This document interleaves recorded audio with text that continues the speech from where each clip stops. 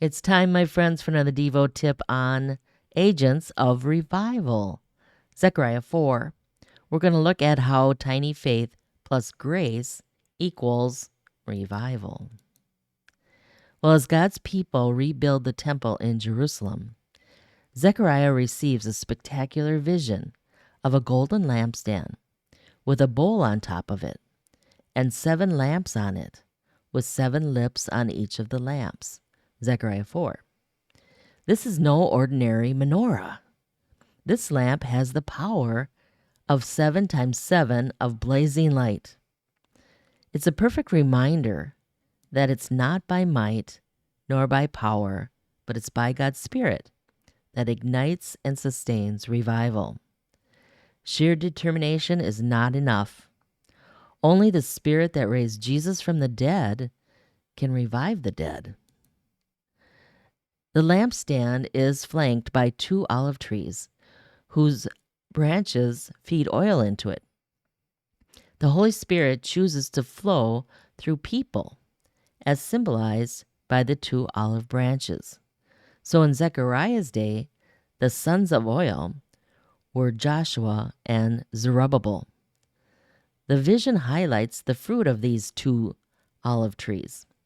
It was their love and joy and peace and patience, their kindness and goodness and faithfulness and gentleness and self-control that supplied the fuel for revival in Jerusalem. And the same is true today. If we live by the Spirit, we need to keep up with the Spirit and keep in step with Him. God's kingdom consistently operates in a give and take, divine human rhythm.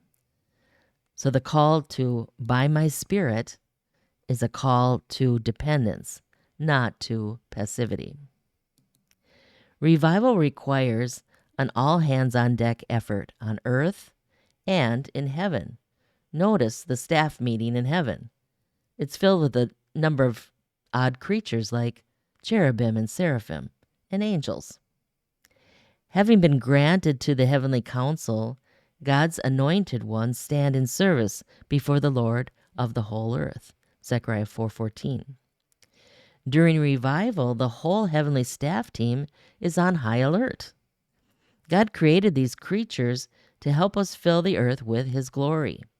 So they're more than ready to respond to our input and actions. Now, we might be inclined to think that revival requires more faith, but Jesus advocates for something more radical in Matthew 17:20. He says, if you have faith as small as a mustard seed, you can say to this mountain, move from here to there, and it will move. Who are you, O great mountain? Asked Zechariah. Well, all it takes is a tiny mustard seed faith to bulldoze any obstacle into a plain. Yes, everything is on the table with the tiniest of faith in a big God. God then tells Zerubbabel to go to the capstone of the temple and shout, grace, grace to it. For whoever has despised the day of small things shall rejoice. That's Zechariah 4:7. You see, tiny mustard seed faith dispenses the grace to make small things robustly effective. In fact, small things are precisely the things in which the Lord magnifies Himself. So to define grace as unmerited favor, that accentuates the divine gift, but the very essence of grace is God dispensing Himself to us, ultimately in His Son Jesus, who is full of grace and truth. John 1:14.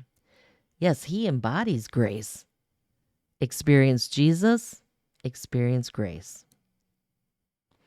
Revival dispenses the grace to love the small things, including the socially small, that is, the overlooked and oftentimes invisible people around us. You'll know when you're in revival. When friends and family gather, you'll notice the ones that are not asked for an update. When you go to church, you'll scan for the ones standing alone. When scrolling social media, you'll be drawn to the posts that no one likes.